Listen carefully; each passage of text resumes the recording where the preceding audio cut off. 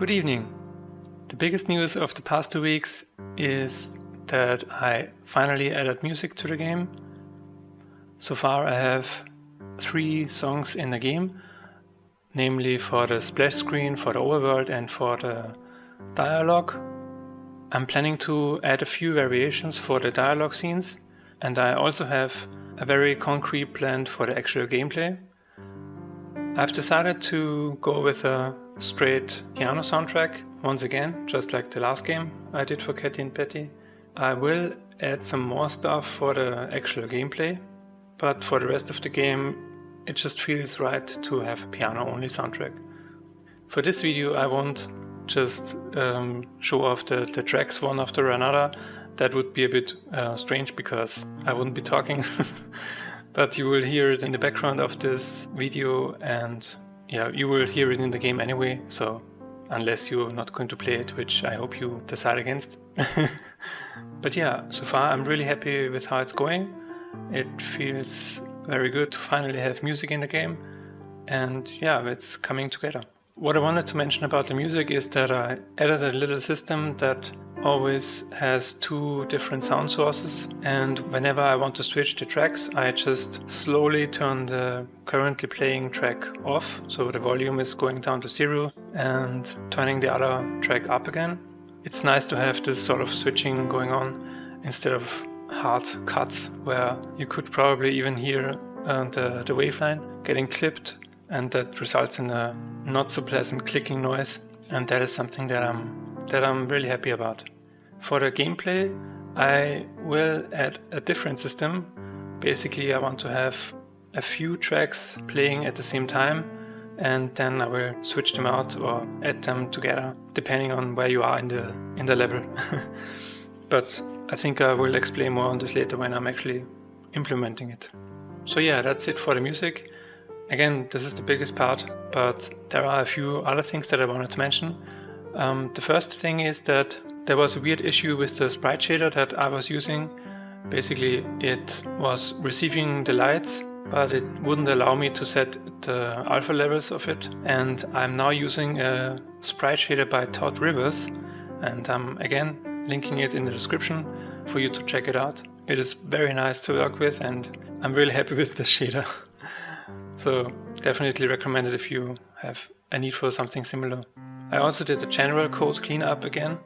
I removed some warnings that I kind of overlooked.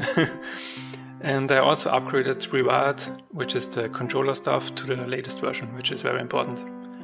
For features, previously I was saving the player preferences in a JSON file, but the expectations of the different operating systems that I want to support is not always going to be the same.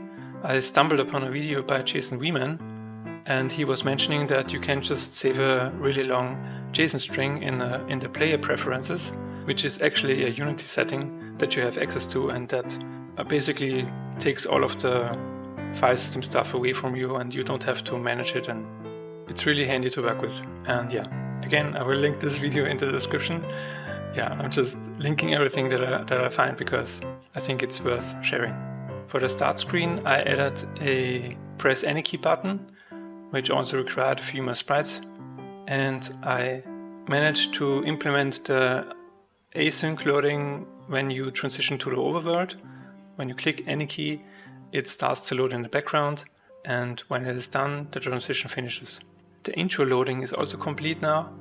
It transitions to the splash screen by going 100% white and then just letting the splash screen start. The pause and the options menu is now also available in the overworld, which was previously missing and is very important. There are a few items that are different from the regular gameplay menu, and that is because I can't really return to the map from the map. So I'm adding a return to title, and I also don't need the reset button for the map. So I'm adding a link to the achievements, which will be implemented later. And finally, I added a small hint bubble above the spirit's spawn point, and I removed the long text at the bottom of the level, which tells you to basically press square or whatever. And you can also click directly on the spawn point to send the spirits, so you don't have to press square at all. You can just go there directly. And yeah, I think that adds a lot to the gameplay. And that is it for the features. Now I have 2 notes that I also wanted to mention. I played the game again with my wife Aoi, and this time we decided to test it with a program called Parsec, and we were able to play the game cooperatively over the network, which is very nice. I'm definitely going to recommend this to you. Again, I will link it in the description. And yeah, we found a few more things that I want to change, mainly just minor things. And last but not least, I got my first sale on itch.io, which is very nice and very motivating. And hopefully it won't be the last. So yeah, thank you again for watching, and I hope I will see you next time. Goodbye.